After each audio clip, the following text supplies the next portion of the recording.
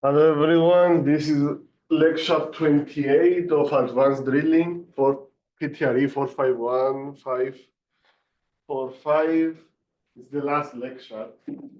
So we should be finishing module 5 today and then talk a little bit about the final, and that's it basically. The exam will be on May 15, I think. Yes. At 8 to 10, so it's early morning. Make sure you come here in this room. Yeah. Not the time for the. No, I don't control that. They just put it based on the time, the Like a classes. breakfast or something. Yeah. I was thinking that this. You basically need to wake up, I don't know, 6 or 6:30. Yeah.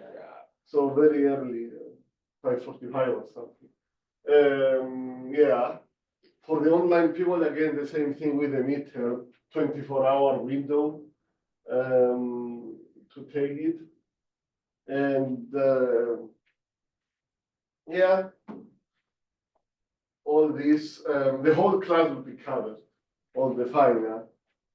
The whole class will be covered.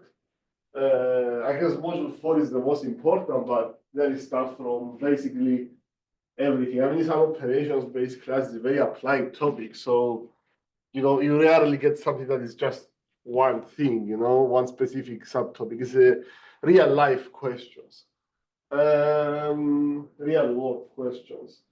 Last time we were going through managed pressure drilling, we learned what is managed pressure drilling.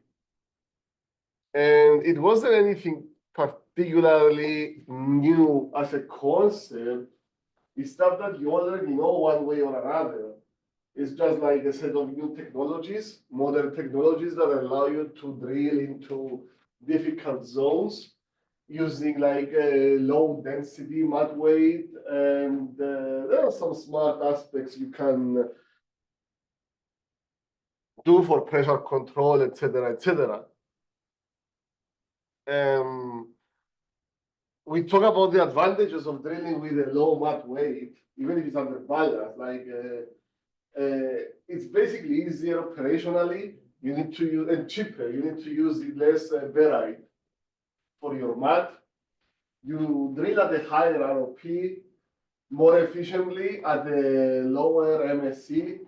It's safer for the personnel. It can also help issues like low circulation, wellbore instability, stack pipe, etc., etc. Several ways this can be achieved by. One of them is constant bottom hole pressure, which we discussed. That's putting a rotating control device on the choke and having the mud come out of the well, not at atmospheric pressure anymore, but at a certain back pressure, at a certain pressure there. And that back pressure, as it's called, is applied throughout the U-tube. Pressurized mud cap drilling is something that you will use in, for instance, in your project. If it was a little bit, your project, the mud window was 2.5, something like that. And it was already very hard.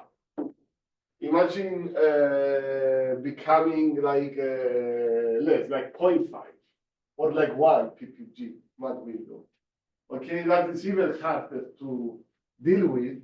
So in that case, you are gonna drill that section using a PMCD, pressurized mud cap drilling. You are gonna basically be injecting with the control losses of mud return, no mud returns for that section.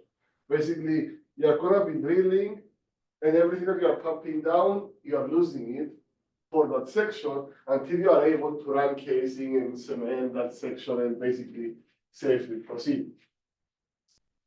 Dual gradient drilling, that's something that we stopped last time. It was basically how you can do in offshore a problem similar to what we saw in module 1, if you remember. when we had the marine riser having a different mud weight than the rest. And I told you we're gonna see it later. And that was basically the case. You have the marine riser filled with mud that is the same density as the seawater. And that cancels out the effect of the seawater. Is your casing design would be as if you are onshore. So you are gonna need to use less casing strings in your well than, and we're gonna see how today. And the fourth one is basically under balance drilling, but this is rarely, it's not on its own really, it's coupled with something else. Most of the times it's the first one, CBHP. And these are the MPD variations, the main MPD variations. There is more under development that are put out by the industry every year. This is an area that was severely, like when the price of oil went down in 2014, a lot of research was going on in this area that was stopped. So managed pressure drilling. I think the professor of drilling in University of Texas now is Eric Van Oort. He's publishing a book on managed pressure drilling, called Managed Pressure Drilling, these years or something, or he has already published it. So it's an area under development.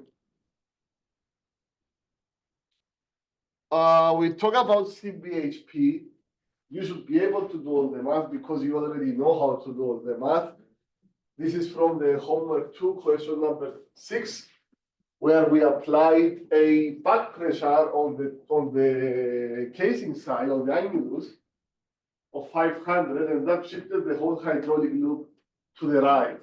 Same thing is basically a YouTube model. You apply pressure on the top right and it has the same pressure all over. You need to add it all over the YouTube model. Because you don't let the mud come out of the well at atmospheric pressure anymore. You make it come out of the well with a back pressure, at a back pressure. So I don't need to discuss that in more detail because you guys already know. Now, how do we achieve this? We said you use a very sophisticated equipment on the choke called rotating control device or rotating control head. Is like an annular hydrail that rotates.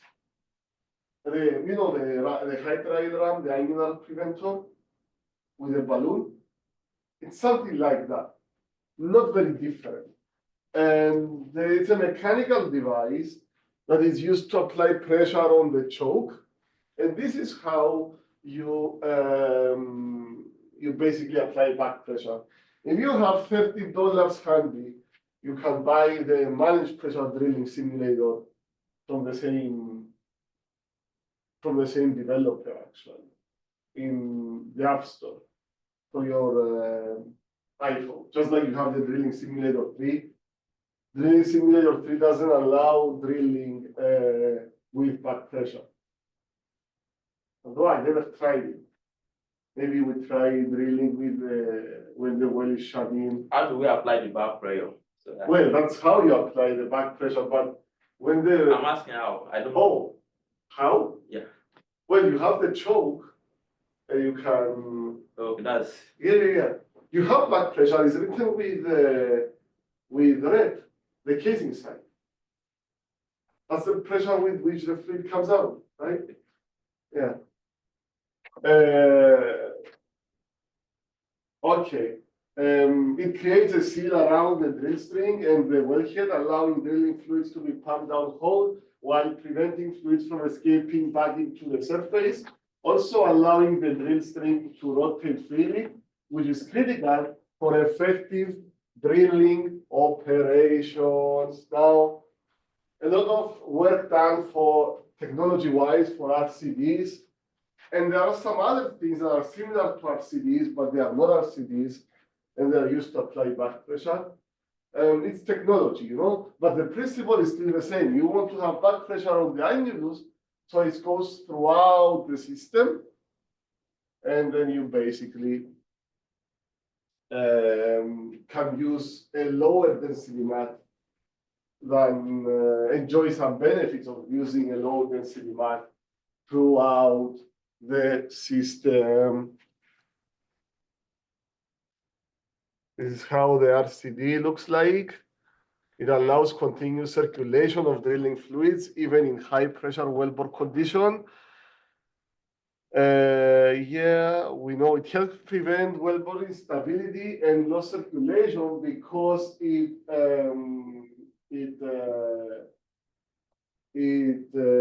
are using lower mat weight density. Now, one thing I didn't emphasize in class, and it was brought to me yesterday, when you use low circulation material, you actually make the walls of the borehole more fragile, more brittle like glass. It breaks easier. So you prevent losses, but you also lower the fracture pressure. So by doing that, using a lower mat weight, it helps a lot with that situation quite a bit. Yeah, I didn't make that clear when we were first talking about low circulation material. RCDs are available in various sizes and designs to accommodate different wellbore sizes and drilling conditions. They are typically operated remotely using hydraulic or electric controls, which allow the operator to adjust the pressure and flow rate of drilling fluids in real time. If you buy the simulator, the MPD simulator, you'll be able to do these adjustments, etc., to drill. It doesn't have as wide range of functionality as the Drilling Simulator 3. Drilling Simulator 3, you can do a lot of problems. But it's good. When I was in the oil rig, they were in the daily reports, we had a line, it was an onshore rig in, I don't know, Permian Basin, or New Mexico side of the Permian Basin, or West Texas side. It was basically saying on the report, MPD, and it was saying something like 1.5 ppg. You understand what that meant? Okay. It meant that 1.5 of the ECD, the equivalent circulating density, was supplied by managed pressure drilling. Right? So if you know the depth of the well that you are drilling, and you know that 1.5 ppg supplied by the MPD, managed pressure drilling, can you tell me what amount of pressure in the bottom hole was supplied by managed pressure drilling?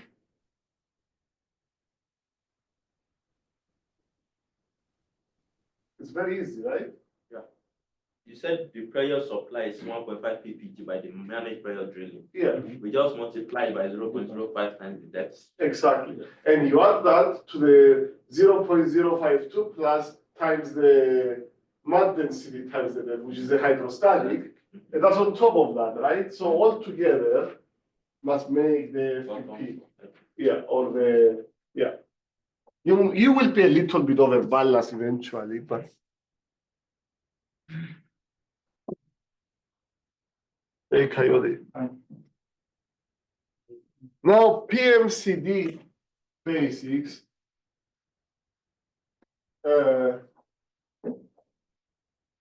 Pressurized mud cap drilling basics. Okay. It's something that happens very, very dynamically. It basically you inject very, very faster than what you lose. You want to be injecting faster than what you are losing. Otherwise, you are not going to maintain the pressure because, yes, you are losing all the mud, I understand, but you still need to maintain the bottom hole pressure above FPP. Right? Okay. So if you want to maintain bottom hole pressure above FPP, what are you gonna do? You will be injecting faster than what you are losing. Otherwise, if you lose faster than what you inject, you're gonna end up with an empty hole. And then you're gonna have a blowout, a kick that becomes a blowout immediately, right? Okay. So it's like a dynamic process. You inject, it's a continuous madcap. You inject and you lose what you inject, but you are injecting faster than what you are losing it. So it goes basically down slower than what you are losing it. And basically you are keeping the bottom hole pressure controlled.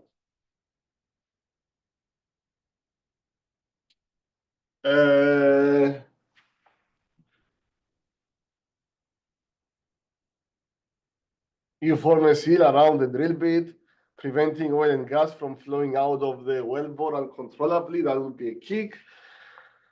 And that's why you do what I just described. The pressure of the mud cap helps to balance the pressure of the formation being drilled, which reduces the risk of a blowout or other well-controlled problems. Okay, I think it's understandable, right? Okay, any questions? So I'm assuming that before this mudcap is formulated, Yeah. you already have idea of the pressure of the formation they want to Yeah, of course. so that Yeah. they will not fracture the. But even when you are drilling in general, you need to know what is the formation or pressure that you, whether you are using MPD or normal drilling operation, you know what is the value, the FTP that you are drilling through, right? You need to know. Otherwise, how much, what is the barrel that you are gonna mix in the back, right? Because you always need to be at least a little bit of a balance so that you can control the formation potential.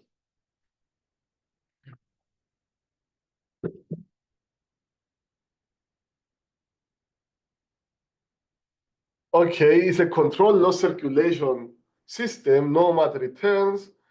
The mud cap is maintained at a pressure that is slightly higher than the pressure of the formation drilled. This helps to prevent influx of formation fluids into the wellbore. The mud cap is also used to cool the drill bit and remove cuttings. Now remove the cuttings from the vicinity so it doesn't wedge the bit. Like the problems that we had in cable tool drilling, when the cuttings were left down hole, you had to clean them. That's what the mud cap is doing. It's basically washing the cuttings away from the bit so that you can keep drilling. It is commonly used in offshore drilling operations and is considered to be a high-risk technique due to potential for well-controlled problems if not properly executed. And that's the case that I was telling you about Macondo. If you have a zone that has a very narrow mud window, you might opt to drill that zone with this section, this technique, so that basically you lose all of the mud that you inject, but you are injecting basically above the fracture gradient. You are fracturing at the same time, but you are not fracturing tremendously. You are losing your mud, but yeah, I mean, you don't get any returns, but you control the formation you are drilling through. In places where there is big pores, like karst, with the karst, K-A-R-S-T, basically it's big vacs, bigger than vacs, smaller than caves and caverns, something like that. You can lose all your mud there if you are not careful. So you need to know where they are, etc., etc. If you know you are facing a karst there, you might want to drill that section using a PMCD and control it this way. This would be nice.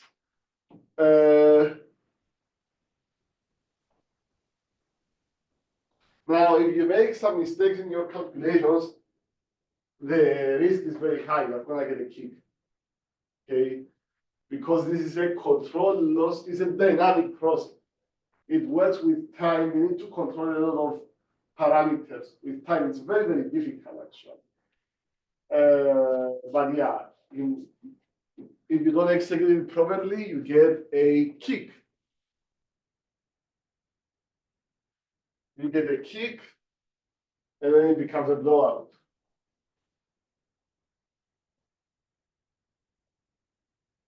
Now, this is where we left last time, dual gradient drilling. We said it's good for offshore operations only. Well, you cannot use it in onshore operations because you don't have a marine riser in onshore operations. You have two mat densities, one in the marine riser, one in the rest of the well, and it helps with the casing design. And I told you the Gulf has 0.465 psi per foot. And the result is that you need less casing strings. And I didn't make a good explanation last time about how does that work, because okay, this one is fine. It shows you how you bring a good question would be, how do you bring cuttings to the surface if you have two mud weights that they need to be separated? And the answer is with a parasitic string, you bring the cuttings to the surface. So it's a more complicated process. Chevron has a drill ship that is made to enable dual gradient drilling. Now, when we drill with dual gradient drilling, we will use only, in this case, 3 casing strings rather than 6 casing strings. And the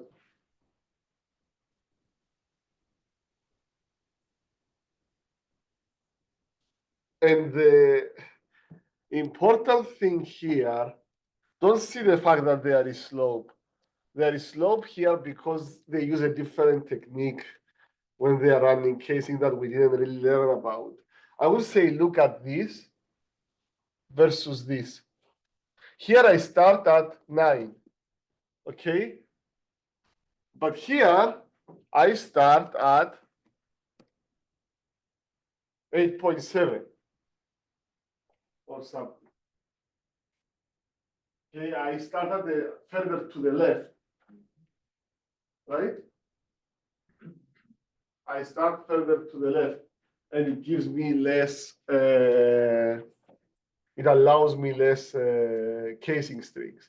And this is good. I think you understand why having less casing strings is better than having more. More flexibility, more flexibility in terms of production tubulars that I can put in, production tubing. I can put a bigger production tubing. I can put a bigger pump.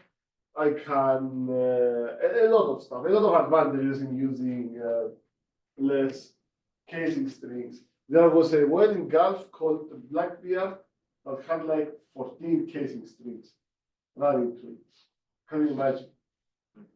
You start from a very big hole, at the end you're like less than 2 inches or something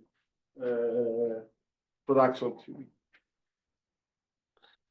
Okay, and this is a riser-less mud recovery subsea equipment that basically brings your mud, collects the mud from the seabed, shoots it up to the sea floor, the drill ship or the rig to basically clean it up, and then you go back in.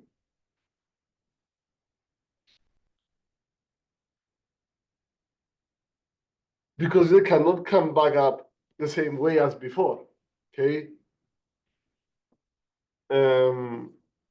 You need a seafloor mud pump to bring everything to the surface because they come to the surface separately. Now, there is a way you can make it come through an annulus around the riser, and for deeper water drilling, they can use that. But yeah, I mean, it's the same technique. Basically, in the riser, you have a different mud than than outside.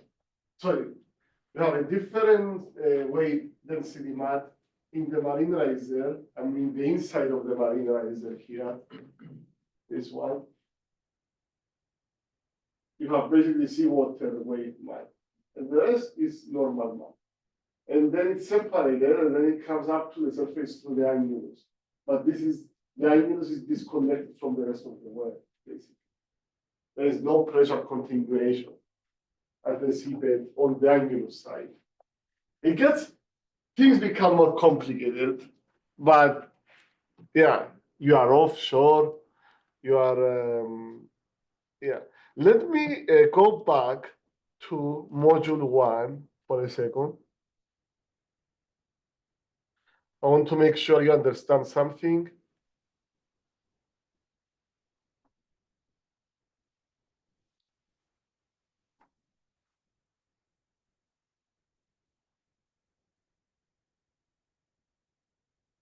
Remember when in Bochum you asked me how is casing design made at the beginning? And there was I told you, wait with this question. There is a slide coming up about it. Okay, this one. Or shall we do? Okay, it's the same thing, but let's do this one. Let me do one that I start from 9. If I do it right,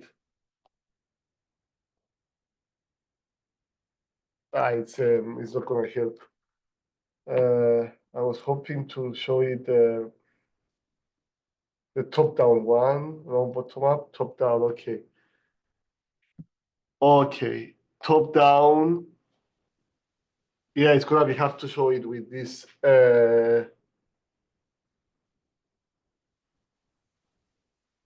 It's gonna be hard to show it with this mud window. I prefer a different one to show that if you start, because basically we have 1, 2, 3, 1. Yeah, it's gonna end up with the same number. Okay, but basically, the casing design using dual gradient drilling, it starts further to the left. And it's basically the same as if you are onshore, because the mud weight, the seawater weight is balanced out by the mud in the annulus. So at the seabed, this is where you start basically your casing design. It helps a lot, actually. It helps a lot if you do it. Even these ones, I think last time, even this one, if I do it the way that we know, I think we're going to end up with 4.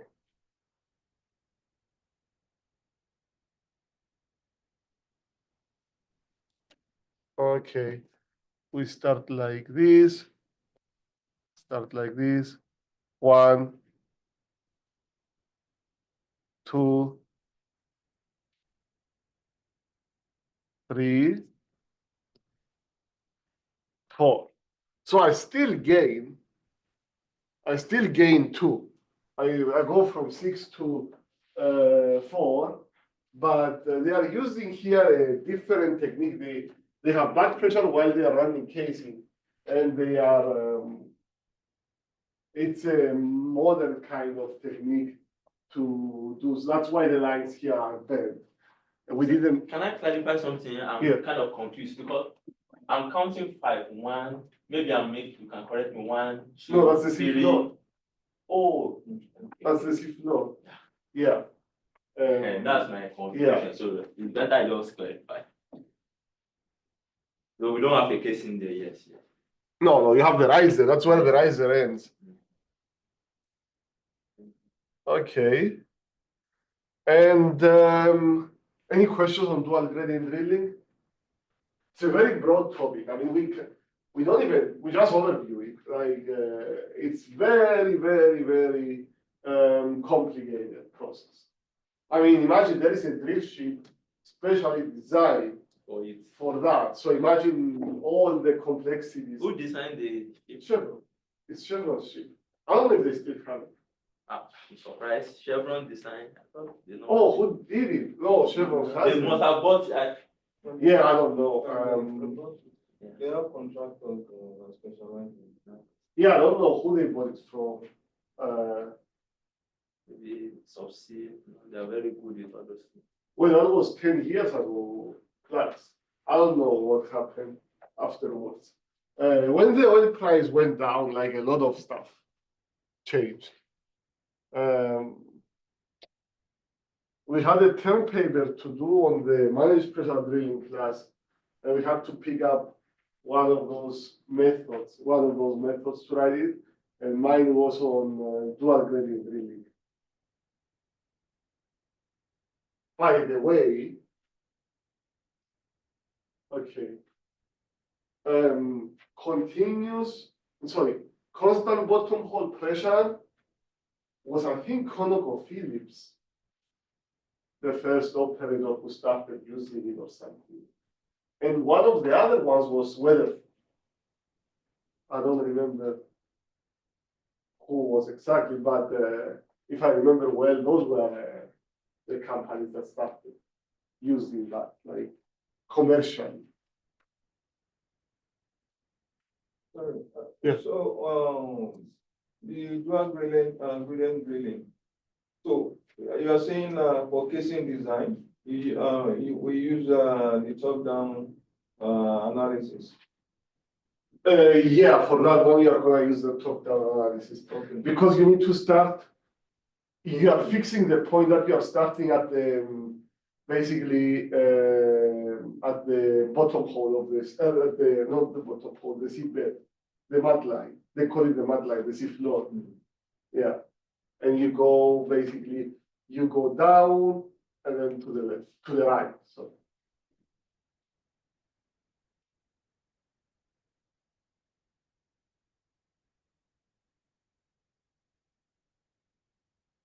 Underbalanced drilling benefits. And now we said, yeah, underbalanced drilling doesn't go by itself, because you need to control the bottom hole pressure, the formation pore pressure somehow. It's never, rarely by itself. It is achieved when the pressure exerted on the well is less than or equal to that of the reservoir. Performed with a lightweight drilling mat, like air or foam-based, that applies less pressure than the formation pressure. Underbalanced drilling prevents formation damage that can occur during conventional or overbalanced drilling processes. Although initially more costly, underbalanced drilling extends the life of the drill bit because the drilling gases cool the bit while quickly removing cuttings. It's a lot of, these are not the only benefits of underbalanced drilling. I mean, less loss circulation, better lubrication of the bit, cheaper operation, faster mixing times, a bunch of advantages when you consider everything. Underbalanced drilling and pressure control. Pressure control is achieved dynamically, similar to CBHP, or involves sacrificial losses similar to PMCD, mostly the first. Mostly it's going to be CBHP, most of the times. An important factor to successful underbalanced drilling and completions must remain under balance at all times during operations. To accomplish this, pre-planning and on-site engineering are critical to the success of underbalanced drilling processes. Typically used for only a section of the entire drilling process, underbalanced drilling cannot be used in most shale environments. Yeah. Shales are more difficult to deal with. And you don't want to be underbalanced in shales because shales have the propensity, I would say, or the tendency to swell because they interact with water, or any fluid that has water in it. They like it. They are very hydrophilic rock kind. It's like clay. Here they have clays. The clays swell. They end up falling into the wellbore. They cause all sorts of problems, like they plug the bead, they get you stuck, they all the kinds of problems. Now, you generally want to keep them from falling into the well, so you use overballast drilling as much as you can. You prefer to avoid underballast drilling. And that's it with module 5. We learn about what is managed pressure drilling, for what is managed pressure drilling used, different variations and applications, very basic stuff. How MPD enables getting closer to the classic drilling objectives. You want to go deeper, cheaper, and you want to widen your windows. These are the classics.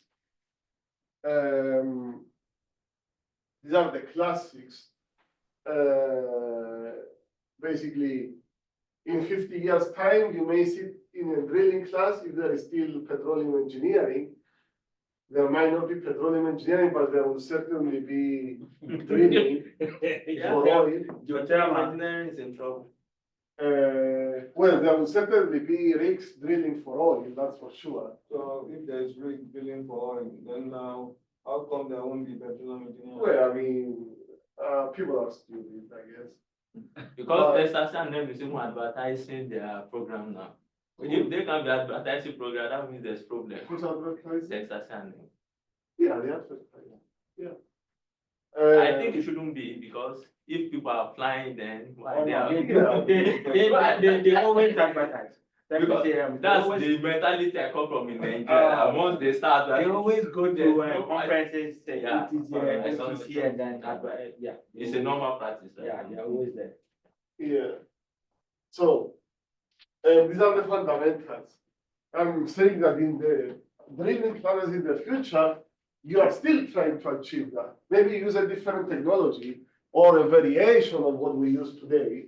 But I mean, we are not really much different than the wells that were drilled in, I don't know, the rotary rig that drilled Lucas Gasher in Texas in 1901 wasn't very different, operationally speaking, than the wells that we use today. Of course, they are bigger, they have bigger capacities, etc., but ultimately we do the same thing. We are worried about the same fundamentals. This is why these stuff are the most important things that you take over from the class. Yeah, there is rigs from the 60s still in operations. They are small, low capacity, but still they are drilling wells. In Texas, in particular in Texas. Think about it, in 1969, that's when the first man walked on the moon, right? And 1972, I think, was the last time a man walked on the moon, and they haven't done it since. So there is a lot of technology advancement, but the fundamentals stay the same. Okay.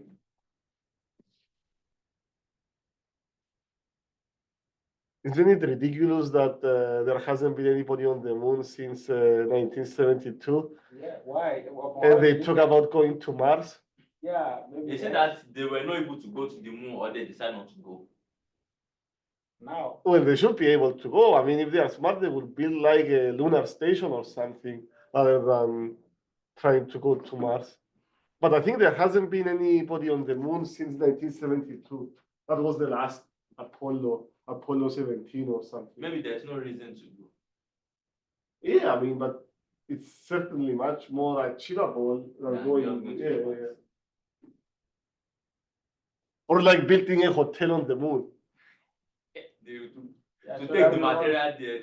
So that we won't go there. Yeah. I might be more interested in taking a 4-day flight to go to the moon, stay there for a weekend, come back, than taking a 5-year flight to go to Mars and find whatever you are gonna find there. Yeah. Doesn't make any sense. Anyway.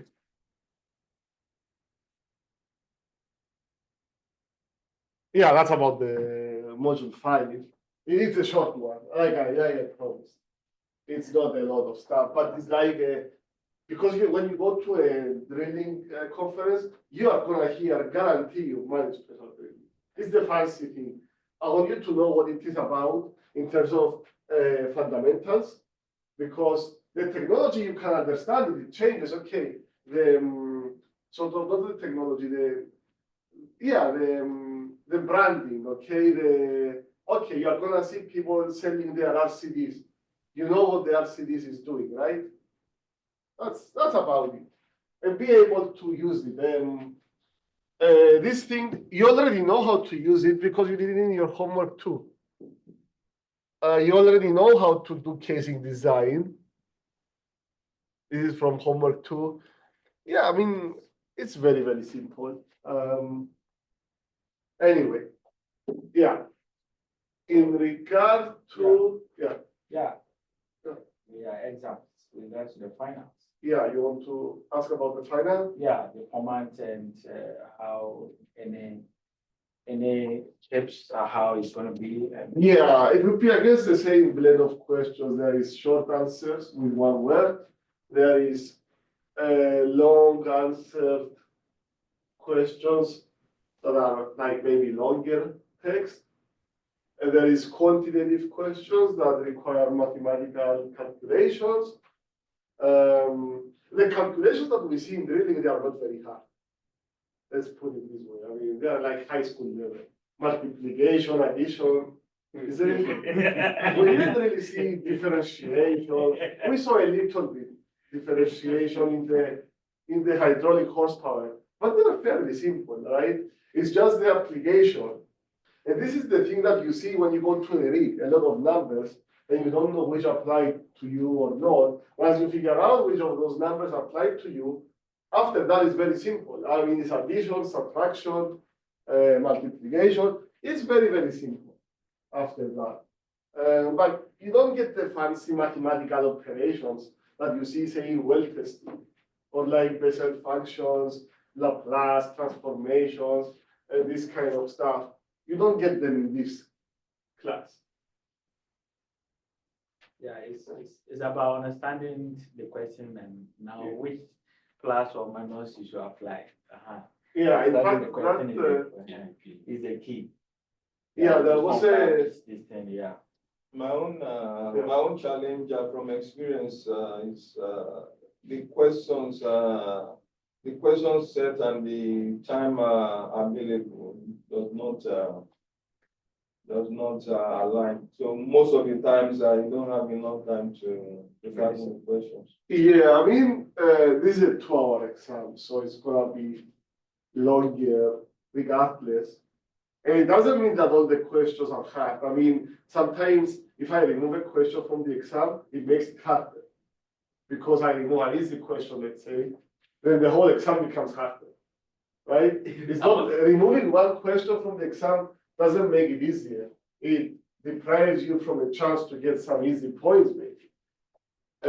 So don't worry about the number of questions. What I told the other class too is when you get the exam, glance through all the questions, figure out the easiest, start from that. It doesn't mean that number 1 is the easiest. Okay? Doesn't mean that the last one is the hardest. But start from the easiest, and then the second easiest, and then the next. So by the time you are done and you are gonna attack the hardest one, you already took all the points available. But those points are small compared to the other one. No, it doesn't mean that the hardest question is the more points. But you need to take all the points. Like if you are gonna get 62 on the exam, make sure that 62 is the best you can do. Don't leave any points, easy points behind. If you are gonna get 95, make sure 95 is the highest you can do. Don't leave any points behind. And especially the easy points. The easy points are the most important. Yeah, even like if you go to take the FE exam, you need to make above a 70 to pass. VFE exam. And I think somebody said, I watched a video, a girl, Tudor, she used to say like, if you do just the easy and the medium level questions, and you do well in those, you could probably pass. Yeah, I know people like in thermodynamics, they didn't like thermodynamics, they went to thermodynamics, they passed like, they checked all C, option C. Basically, they got 25% probably of all the questions there. In that section, they still passed. But that was a long time ago. What else? Remember that I told you about that derivation that you need to know? Yeah. On module 4? Derivation. Yeah. Which derivation? You're talking about that formula. The one with the square root. Okay. Oh, we need to derive it. No, I said it's good to know. Remember that one with the square root that you used Yeah. in homework 5? Yeah, we know the one that you're saying. But I told you, I didn't show you in class how you derive Yeah, it. but you asked us to go and do it. Yeah. And I told you that number 4 under the square root is not the same really number 4. It looks easier than what it really is to derive that stuff. Yeah. Kalu will be grading your homeworks soon. He's very busy. Tonight he has a deadline. Where is it?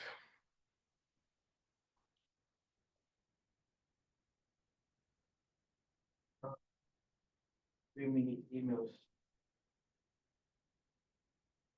Okay, how do you go from here, which is Boyle's law, to here? And basically, here, which is the generic version. This one. And I told you that this 4 is not the same as this 4 necessarily. So yeah, that's something. And I haven't really found it in any book yet, this equation, but I know it exists. That's the equation that your drilling simulator 3 is using as well. Right? Yeah. That's the equation that your drilling simulator 3 is using. And I was able to get very close to drilling simulator 3 mathematically. Is it gonna let us go to YouTube? Yeah. Okay, good. Doesn't let us, doesn't have me type. Drilling simulator 3. Oh. Yeah, but what video is that I want? There is a short video I wanted to show.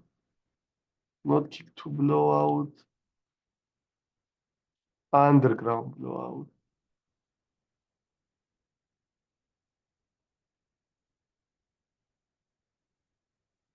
There you go. No, this one. Okay, if we see this, let's go to we are gonna do a case of, we are gonna let it, we are gonna get the gas in the well, and we are gonna get it migrate up on its own, and then it will eventually trigger a blowout. And I calculated, okay, what is the value at which, the SICP value, at which I will get a blowout? That's basically the mass, right? And it's like P frac minus 0.052 times rho mat, which is 9.6, times DCSG. Okay, now rho mat is 9.62, DCSG is 2297, and P frag is 1577. So it comes out to 429 PSI. Okay, I'm expecting the underground blowout to happen at SICP equals to mass, which is 429 PSI. Okay, so I will get a kick. I will be letting it rise. It rises because of the density difference, but it also expands, right? Okay. As it rises and expands, SICP will be increasing until it reaches that value where I get the failure. Okay. Now, let's see. You see the kick here. The kick is rising. This is an onshore case, of course, but okay. I let it rise on my own. I don't touch it. And look at this value here, 360 with red. Once that value becomes 429, 430, I'm gonna have an underground blowout. And look at how close it's going again. Now it's 370, it's going, you see, it's rising on its own, you know? Rising on its own, okay. Getting close. 4. And in real life, I'm standing there. I know. I see the pressure rising. I don't know where the kick is. Look, 4-2, 4-1, 4-4. About, yeah, there you go. That's something that you had during your project, right? Yeah. That's how it is. Yeah. But I think eventually you can understand what equations the drilling simulator 3 is using. It's the same equations that the simulator downstairs is using. And who knows, you can write one on your own as well. You can certainly write a less fancy one on your Excel or you did one for homework 5 in that regard. Anyway. Yeah. I owe you the homework 5 solution. Yeah. Okay. And it will be uploaded tonight or after the class. I'm going to mention something, of course.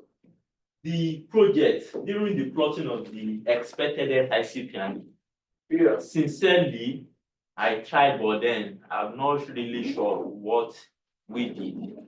So I don't know, maybe you can put us through now to plot the SICP very well so that we can know SICP, you were against the strokes. okay. We tried, but then You are wait because you are graduate students, so it was. I'm not really sure. Didn't you? Plotting. It's basically it's a schematic. It's a schematic. Not necessarily for the project, but in general, basically it's this thing. Okay, this shape is what you expect to see. What are the values? You have this value here. You have this value here.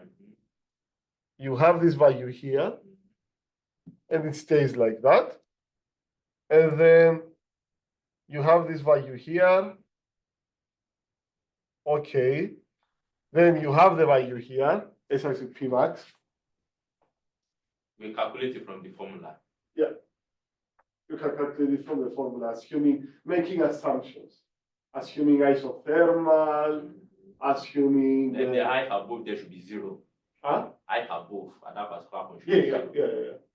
Then when it now start coming down. Well, now when you are here, you are basically out and you have the whole well, you have the whole annulus without kick, but maybe with some new mud and old mud. And the drill pipe is full. It's full already. Yeah, it's full already. How about the case of the marine riser? Do we have to also? The marine riser happens after. The marine riser happens here after that. It's separate. body. Because, and this is why in dual gradient drilling, you can use two different mud weights. It doesn't allow it in the drilling simulator 3 to use two different mud weights. It would have been nice because we can do dual gradient drilling on it, and we can also do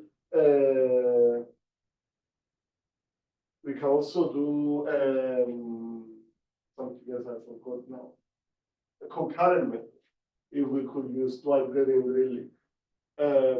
Downstairs in the simulator downstairs, if we want, we can do concurrent method, but it's still not good for that, you know. Yeah, but marine riser filling up is different. That's why it was a different video. Even you do it separately. And if you don't do it right, you get failure when you open the well. It doesn't let you drill. You get another kick, right? Some of you guys have to use 11.4 to work instead of 11.3. Yeah, you told us to use switching box. Yeah, some of you have to use a 11.4. little bit higher than 11.3. We use 11.4 because Yeah. you know, taking kick, we also change it. Yeah. Some people use 11.31, some of them use, yeah. I input it in the simulator as 11.3, I guarantee you that. But it was taking the kick. Huh? It was taking kick. Yeah, I know it was. Some people it didn't work right, some others it did. I know it was thing. It was getting yellow inside the green, right? Yeah. Same here. It really depends. I think if you put 11.25 and you close the tab and you open it again, it's going to be showing you 11.3. But I don't know when you actually circulate it, it's 11.3 or 11.25 in the simulator. Now, if I, on hindsight, what I should have done for your project is make your kick 11.25 and tell you it's 11.3, the kill that way. And then if you use 11.3, it would have balanced it exactly. But yeah, I mean, that's the only thing. You guys were able to drill through? Nice. You guys were able to drill through? Yeah. Okay. Donald, were you able to drill through the bad section? Yes. Okay. Yeah. I mean, I think all the groups managed it eventually. Some of them were very late, but they were able to do it pretty much. Yeah, and then you said circulating the marine riser, it takes so much time, right? Yeah, no. Yeah, that's why I was telling you it's a long simulation, but it's not as long as it's tricky to do it. And imagine the real life well, it was these conditions, but when they pummeled CM material, they said on the report it went down the mud window to 0.7. Imagine if it was 0.7, you cannot really circulate a kick out of that one. Yeah. Because originally, the first version I submitted to you guys, to work on it, it was 1.5, I think, something like that. Or something small. And it was already very hard. I managed to do it on Easter Sunday, but yeah, I mean, you have wasted your time and it's the end of the semester, you have things to do. I was like, forget about it. Maybe next year I narrow the window a little bit. Yeah, that would be the That'd next be- year. That would be the that next next year, year. people. Or you give them maybe very early. So that But I mean, how early, they don't know. It doesn't matter when the early. At the beginning of the semester. Yeah, by the way, I mean, okay, you learn the basics, then we talk about drilling hydraulics, big hydraulics. Then we talk about some stuff that are common with geomechanics, about fracture calculation, etc. Very important. Then we talked about, that was module 3. We did the Harvard and the Willis method, the Matthews and Kelly, all the stuff. It was about calculating the fracture gradient. You need geomechanics for that. The undergrads are gonna be in geomechanics next semester. And we're gonna be expanding on those, but now we just saw what we need to know. Module 4 was important. Now, if you guys are going, and then module 5 was the cutting edge stuff, which is only like a couple of lectures. If you go to fundamentals of well-controlled certification, or any other, even higher up certification, this is what you will do. You are going to review those slides. Review this module, okay? 74 slides, wow. Review this module, play a little bit on your phone with the simulator. Make sure you know everything. You can do everything. You should know what is the next step coming up. The next step, you should not be doing it blindly. So if you do that, and then sit down and fill up those three. This one, and this one. Okay, and this is very easy. We did it in class, right? How do you feel this? How do you feel that? And that? And then you should be ready to go, because this is what you're going to be doing when you are there. And when you go there, those are very rigorous, especially if it's your first time taking it. So you do everything that we did in 3 days, basically. And I mean, they request that you have a drilling class behind you, but everybody comes from different places, they have different classes, etc., etc. Like in Colorado School of Mines, they only take one drilling class mandatory, but that class has a lab. So they work on the simulator every week, but they only have 2 hours of lecture. So they cannot cover as much material as we can cover, but it's a good, this is how you should proceed there. Don't go blindly to those seminars, okay? I have seen people failing it and not getting the certificate after spending 3 days because they are very rigorous. And you are gonna be tired most of the time, hungry, and it's like very, very rigorous. So you need to go prepared. You do that, now you have the simulator on your phone. On the simulator, run the default cases, the same ones I have the videos on YouTube. And you should be good to go with that. Yeah, nothing else. And yeah, I mean, and by the way, taking this class, we went further than what you need to know to take those certifications. So if you get a chance to do it for free, don't pay for it.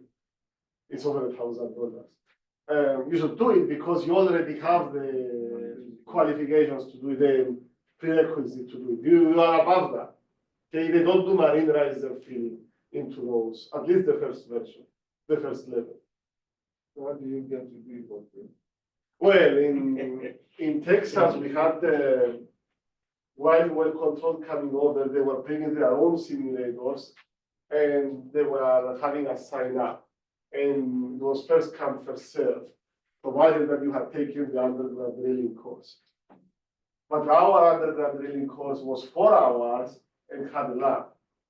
Here is 3 hours, doesn't have a lab, and they don't do a lot of well control here for 411 because they all have to take this one. So I guess for us, if they decide to come here, it would be prerequisite to have this class covered. So we were coming over in Texas around late January, and we started on Friday night, Saturday all day, Sunday almost all day. And at the end, it was like lessons, simulation 1, lessons, simulation 2, lessons, simulation 3, lessons, simulation 4, little bit more lessons, quiz, sorry, not quiz, the exam, and if you pass the exam, it will give you your certificate. Yeah, we had somebody who didn't pass the exam, and I don't know if he took it later, but they were telling him, if you take it within the next month, you can get a chance to take it the next month to get your degree, to get your certificate. But yeah, those simulations are done in groups. So they divide you in groups, and one of them in the group plays the tool pusher, the other one the company man, the other one the driller. And they switch in every simulation. The easiest job is the company man, you're just looking. But yeah, I mean, the groups are sometimes, people, they don't have a lot in common, so it's hard to get communication right. So there is a lot of inertia with this stuff, but you already know how to do most of you have gone over what you need to do for that certificate. So if you get the chance to do it, I think it would be very, very good opportunity. Don't miss it. If you do it for free, I don't know. We can get them to come over. The thing is that here we work with Train and D, which is in the North Dakota, on the other side of North Dakota. They do well-controlled training in Williston. And if we bring somebody else, it might not look good or something. I thought about contacting Wild Well Control to come over. But I don't know. I mean, generally, there is Well Sharp that can do it. There is several other companies that can do the modeling for you, the certification for you, sorry. Now, Wild Well Control, I have a very good opinion of them because when I was in LSU, they came over one time and they realized that we brought food for them. They were not going to pay. We thought that they wouldn't pay for the food. And when they found out that we paid for the food, they made sure that they sent us a check for the food. And the food was good. Like, it wasn't pizza. It was like Raising Cane's, It's like, yeah, it was like always. But yeah, and when I took the certification with them, the last meal they paid for it. The last meal that we had on Sunday before the exam, they paid for it. And the exam is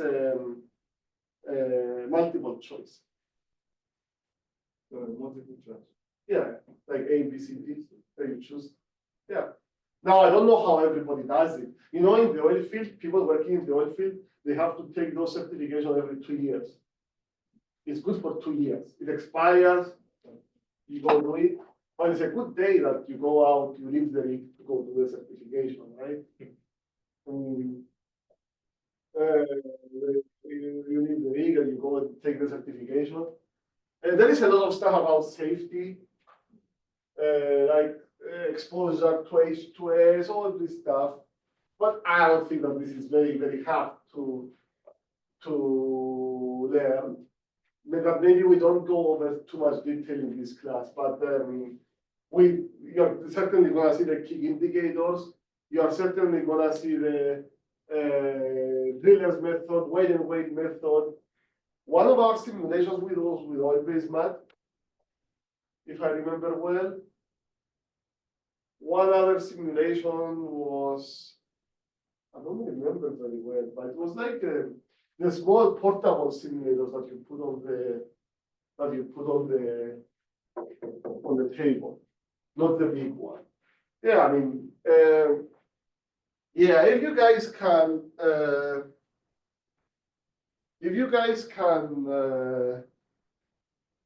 do it, get a chance to do it for free, your company will pay for it or through school or something, certainly do it. Take it out of the way. And the future of that would be, I guess, on the phone. I'm probably going to be doing certifications on the simulator on the phone. You know, nowadays they control the rig from the phone. You can see from many rigs what is happening. If you are a drilling engineer in Houston and you are overseeing like 4 rigs, you can see the data directly on your phone. Not only you, everybody who works on the rig. If the rig was, I mean, I was working on a rig, it was dark blue, not neighbors. Oh, it was neighbors, but the system, yeah, it was neighbors. There was an app, you can go in and basically you see everything that goes on the rig at that time.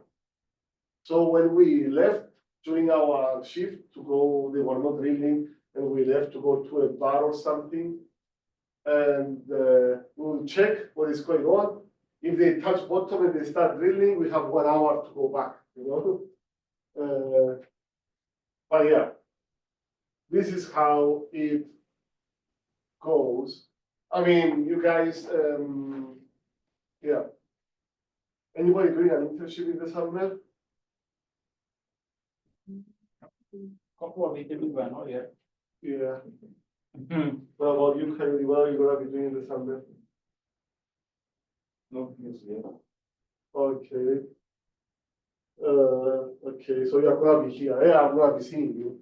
So Yeah, you might see us working hard in the facilities, cleaning and working hard. I Yeah. don't want to see you. Make a lot of money. Yeah, we need to make a lot of money, have a lot of bills to pay. But you can work 40 hours. Yeah, in during the summer. summer, That's a yeah. good thing. Or you can work. Are you gonna be working at ERC? Yeah. Okay. Which group? Which group now? Was They call them the energy office. energy of it's one of the okay, I don't want to use the word. It's not really petroleum engineering field. It's just a combination of they introduce us to energy generally in the North Dakota. And you do work for them as in the lab? No. It's just like what happened is that the intensive.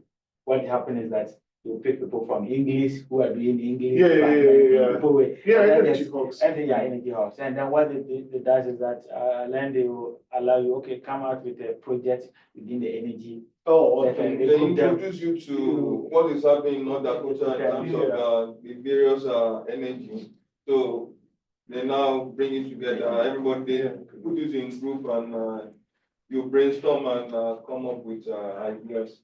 And they pay you like a stipend, let's say? Yeah. Okay. But it's very You small. pay them very small rating. Yeah. Tiny, but Facility pay more than that. okay. Facility pay 18, some 20. But it's 19. 19 now. Facility For everybody. 19. Maybe I should share. I don't know when it's 19. I assume. Maybe I share. Why? Mr. Boy one is 20. You work facility. Huh? You work facility. Uh-huh. I never did. Okay, 20. Yeah. 20 My own is 18, maybe I'm gonna fight. Okay, study hard for the exam, huh? Yeah. Come prepared. Yeah. Okay? And with that, thank you very much. Have a nice summer. We see you in summer. Yeah. See you. Thank you, Donald. I will see you. Good luck in the final. Darling. See you.